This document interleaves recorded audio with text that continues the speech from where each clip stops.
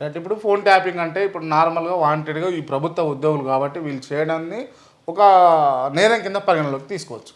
కానీ ఇప్పుడు మీ ఫోన్ ట్యాపింగ్లో ఉందా, నా ఫోన్ ట్యాపింగ్లో ఉందా, ఏ సైబర్ నేరగాలు చేసిర్రు చేయలేదు అన్న అంశాన్ని గమనిస్తే కనుక అది పెద్ద అంశమా ఒకవేళ ఫోన్ ట్యాపింగ్ అనేది అని అంటే? ఖచ్చితంగా. అంటే ట్రాయ్ టెలికాం రెగ్యులేటరీ అథారిటీలో మన ఒక అంటే ఏముంటుందంటే ఏ ఒక్క వ్యక్తి యొక్క వ్యక్తిగత వివరాలు బయటికి తెలియచేయద్దు, తెలుసుకోవద్దు. అంటే వాళ్ళ ప్రైవసీలకు మనం దూరడానికి వీల్లేదు. ఇప్పుడు నీ ఆఫీస్లోకి నువ్వు పిలవకుండా నేను చొరబడడానికి వీల్లేదు, రావడానికి వీల్లేదు.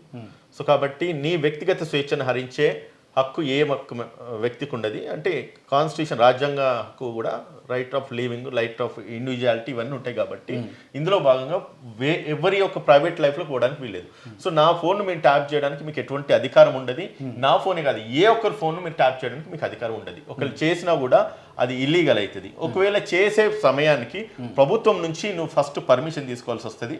ప్రభుత్వం పర్మిషన్ ఇచ్చిన తర్వాత నిజంగానే ఆ వ్యక్తి యొక్క వివరాలు, రహస్యాలు, గోప్యాలు ఏవైతే ఉన్నాయో అది తెలుసుకొని ప్రభుత్వం తెలుసుకొని ఏదైతే చట్టరీత్యంగా తను ఏమైనా నేరం చేస్తున్నాడా ఆ నేరాన్ని నిర్మూలించే విధంగా కానీ లేకపోతే నేరం చేసిన దాన్ని ఒక ఇన్ఫర్మేషన్ సేకరించడానికి కానీ ఒక ఫోన్ ట్యాపింగ్ అనేది లీగల్గా చేయడానికి వీలు ఉంటుంది.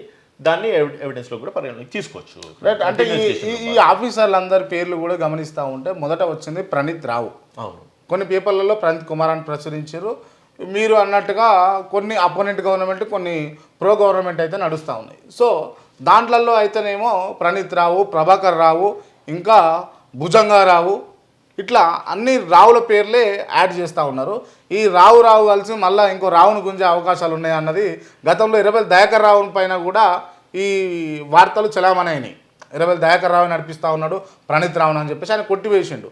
ఇప్పుడు ఇంకొక రావును గుంజుతారా అన్నది చర్చనీయాంశంగా. ఏ రావును గుంజిస్తారని మీరు ఓపెన్గా మాట్లాడితే నేను చెప్పగలుగుతా. కాకపోతే ఏంటంటే ఏ రావును గుంజాలనుకున్నా కూడా ఆ రావు ఇన్వాల్వ్మెంట్ దీంట్లో ఉందా లేదన్నది ఎంక్వైరీలో తేలాల్సిన అవసరం ఉంటుంది. ఇప్పుడు కాంగ్రెస్ కావాలనే ఈ ఫోన్ ట్యాపింగ్ వ్యవహారాన్ని ఇన్ని రోజులు నడిపిస్తూ ఉన్నది. ఖచ్చితంగా ఎవరినో ఒకరిని అప్పుడున్నటువంటి ప్రభుత్వం సంబంధించినటువంటి కుటుంబ సభ్యులను గుంజే ప్రయత్నం చేస్తూ ఉంది అని కాంగ్రెస్ నడిపిస్తుంది కాదు,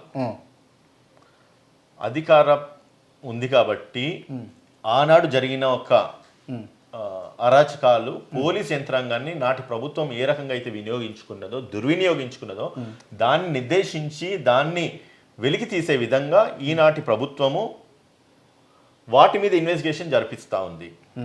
ఈ ప్రణీత్ రావు కావచ్చు, రేపటి ప్రణీత్ కుమార్ కావచ్చు, ఆ ఒక్క రావులు ఎంతమంది అయితే రావులు ఉన్నారో ఆనాడు ఫోన్ ట్యాపింగ్లో వాళ్ళ స్టేట్మెంట్స్, ప్రణీత్ రావు స్టేట్మెంట్స్ని బేస్ చేసుకొని వన్ బై వన్ ఈ భుజంగరావే కావచ్చు, లేదంటే గనక ఇంకా ఈ ప్రభాకర్ రావే కావచ్చు, ఇంకేదన్నా రావులు ఉంటే గనక సో వీళ్ళందరినీ కూడా ఇన్వెస్టిగేషన్లో భాగంగా పిలుస్తారు. ఇప్పుడు ఎట్లయితే కవిత కేసుకు సంబంధించి కేజ్రీవాల్ను లేకపోతే మనీష్ సిసోడియాని తీసుకొచ్చేసి అరెస్ట్ చేసేసి లోపలేస్తా ఉన్నారో అదే విధంగా ఎవ్వరు కూడా ఇదివరకు కూడా నేను మీకు చెప్పిన కొన్నిసార్లు చట్టానికి ఎవరు అతిథులు కాదు, చట్టానికి ఎవరు చుట్టాలు కాదు. ఖచ్చితంగా ఇష్యూలు కనుక బయటకు వస్తే కనుక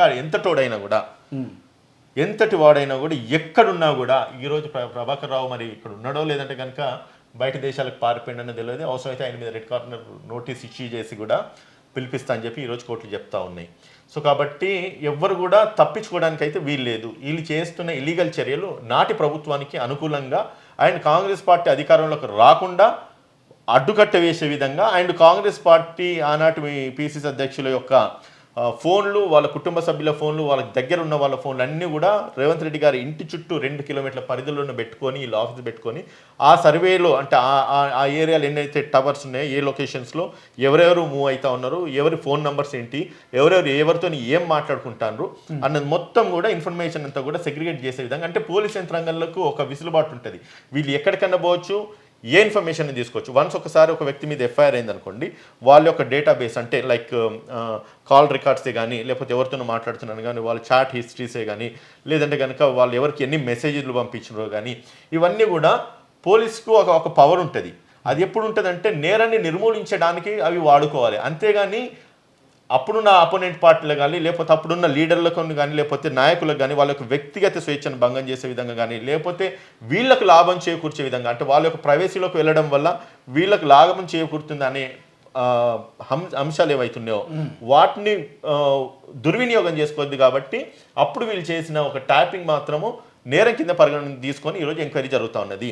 అదే కనుక వాళ్ళు విత్ గవర్నమెంట్ కన్సర్న్ తీసుకొని పర్మిషన్ తీసుకొని వాళ్ళు నేరస్తుల దోషుల వాళ్ళ వల్ల సమాజానికి ఏదైనా హాని జరుగుతుందా అనుకుంటున్న పరిస్థితులు ఏమైనా ఉంటే కనుక అప్పుడు ఈ ట్యాపింగ్ మాత్రం ఇల్లీగల్ కాకపోయేది. Kranti right, okay. అంటే ఇప్పుడు ప్రభుత్వాన్ని గత ప్రభుత్వం ఏదైతే ఉందో వీళ్ళని వాడుకొని ఫోన్ ట్యాపింగ్ చేస్తూ ఇప్పుడున్నటువంటి కాంగ్రెస్ పార్టీ యొక్క ఆలోచనను వాళ్ళు చేస్తున్నటువంటి పెనుతీరును బయటపెట్టేందుకు వాళ్ళు తెలుసుకునేందుకు ఈ ఫోన్ ట్యాపింగ్ జరిగింది. సో మీరు అంటున్న అంశాలకు అవన్నీ జరిగి ఉంటే కాంగ్రెస్ అధికారంలోకి వచ్చి ఉండేది కాదేమో. మరి వాళ్ళు ఎన్ని కుట్రలు పడినా కూడా వాళ్ళను ఎన్ని చేసుకొచ్చినా అంటే మీరు నిన్న కూడా ఏదో మాట్లాడుతుంటే విన్నట్టుకున్నాను నేను, మీరు మాట్లాడిన ఏ ఛానల్లో విన్నా. ఇటువంటి చేసి ఉండేది ఉంటే కనుక అన్ని ప్రికాషన్స్ తీసుకొని వీళ్ళు గెలిచేటోళ్ళు కదా అని చెప్పేసి మీరు అన్నారు, ఇంకేదో అన్నారు, నాకు గుర్తులేదు సరిగా. అటువంటిది ఏదైనా జరిగినా కూడా అంటే వీళ్ళు ట్యాపింగ్ చేసినారు మాట వాస్తవమే, కానీ ట్యాపింగ్లో మేము ప్రజలను మెస్మరైజ్ చేయడం కానీ లేకపోతే పార్టీలను మెస్మరైజ్ చేయడం కానీ లేకపోతే మాకున్న ఒక విసులుబాటును లేకపోతే దుర్వినియోగం చేసుకొని అభ్యర్థులను ఖరారు చేయడం కానీ అటువంటిది ఏం చేయలే. వాళ్ళు ఎన్ని ట్యాపింగ్లు చేసినా ఎన్ని దొంగతనాలు చేసినా మా వ్యక్తిగత లైఫ్లోకి ఎంత ఇంటర్ఫియర్ అయినా కూడా మా తప్పులేం లేవు కాబట్టి ప్రజలు తీర్పు ఇచ్చినారు, ప్రజల తీర్పును మనం కూడా యాక్సెప్ట్ చేయాలి. కాకపోతే కాంగ్రెస్ పార్టీ ఎక్కడి నుంచి ఎక్కడికి అమౌంట్ తరలిస్తుందో అమౌంట్ను వీళ్ళు పట్టుకున్నారు, సీజ్ చేసిన ఎన్నికల ముందల. సో కావాలని స్పెషల్ ఫోకస్ కింద వీళ్ళందరినీ కూడా లాగుతూ ఉంది కాంగ్రెస్ అని చెప్పేసి కొంతమంది విశ్లేషకులు చెప్తున్నటువంటి అంశం. దీన్ని ఏమంటారు మీరు? సీ వన్ థింగ్, ఒక్కసారి ఎలక్షన్ కోడ్ వచ్చిన తర్వాత ఎలక్షన్ కమిషన్ చేతిలోకి ప్రభుత్వం అంటే రాష్ట్రం పోతుంది. పోలీసులు ఏ పని చేయడానికి వీల్లేదు. పోలీసులు ఒకవేళ ఏ పని చేసినా అంటే అప్పటి ప్రభుత్వానికి అనుకూలంగా ఏదైనా పని చేసినా కూడా ఖచ్చితంగా ఎలక్షన్ కోడ్కు వీళ్ళు సమాధానం చెప్పాల్సిన అవసరం ఉంటుంది. సో వీళ్ళు ఎలక్షన్ కోడ్కు అండర్ అంటే ఎలక్షన్ కమిషన్ సమాధానం చెప్పాల్సిన అవసరం ఉంటుంది. వీళ్ళు అప్పుడు ఇన్ఫర్మేషన్ తీసుకొని నాటి ప్రభుత్వానికి అనుకూలంగా పనిచేయడము, రేపు రాబోయే ప్రభుత్వానికో లేకపోతే గెలవబోయే ప్రభుత్వానికి ప్రతికూలంగా పనిచేయడం అనేది ఏం లేదు అక్కడ.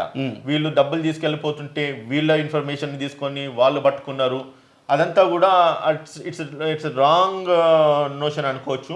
అట్లా పట్టుబడ్డ ఏమైనా ఉంటే కనుక డబ్బులు ఎన్ని కోట్లు పట్టుబడ్డా కూడా అది చట్ట పరిధిలో అది నేరం అయితే అన్అకౌంటబుల్ అమౌంట్ అయితే ఖచ్చితంగా ఆనాటి ఎలక్షన్ కమిషన్ అమౌంట్ సీజ్ చేస్తుంది. సీజ్ చేసుకు కోర్టుకు డిపాజిట్ చేస్తుంది. అది రైట్ అమౌంట్ అయితే కనుక కోర్టు వదిలేస్తుంది.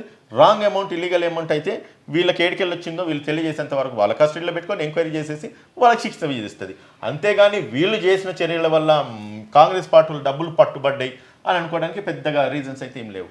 సరే సార్, అంటే ఇప్పుడు ఈ ఫోన్ ట్యాపింగ్ వ్యవహారంలో అప్పుడు ఉన్నటువంటి బీఆర్ఎస్ పాత్ర ఉంది అని చెప్పేసి కొంతమంది అంటున్నారు. మీలాంటి వాళ్ళు మీరు ఒప్పుకుంటారా దీనికి? మాలాంటి వాళ్ళు అంటలేరు, నేను కూడా అంటలేను, ప్రజలు అంటా ఉన్నారు. ఓకే, ప్రజల మీద వేసేస్తా ఉన్నారు. నేనే ప్రజల మీద వేస్తలేను, నేను వింటున్న వార్తలు వింటున్నా, ప్రజలు మాట్లాడుకుంటున్నాను, మీలాంటి మీడియా ఛానల్ వాళ్ళే మాట్లాడుతున్నారు. రైట్, ఇప్పుడు ఇదే వ్యవహారాన్ని కాంగ్రెస్ ఎందుకు వాడుకోదు, కాంగ్రెస్ కూడా వాడుకుంటుందని అదే ప్రజలు అంటా ఉన్నారు. మీరు దీన్ని ఏకీభవిస్తారా? వాడుకుంటుంది అని చెప్పి చెప్పండి. ఇప్పుడు ఎట్లా ఫోన్ ట్యాపింగ్ జరుగుతూ ఉన్నది. ఇప్పుడు లోక్సభ ఎన్నికలు ఉన్నాయి. లోక్సభ ఎన్నికల్లో బీఆర్ఎస్ తీసుకునేటటువంటి ఎత్తుగడలు ఏముంటాయి, బీజేపీ తీసుకునేటటువంటి ఎత్తుగడలు ఏముంటాయి అనేది ఈ వ్యవహారాన్ని అంతా కూడా కాంగ్రెస్ మానిటర్ చేయదనంటారా? తప్పు చేసినప్పుడు దోషులను శిక్షించే బాధ్యత ప్రభుత్వం మీద, ప్రభుత్వ యంత్రాంగం మీద ఉంటుంది.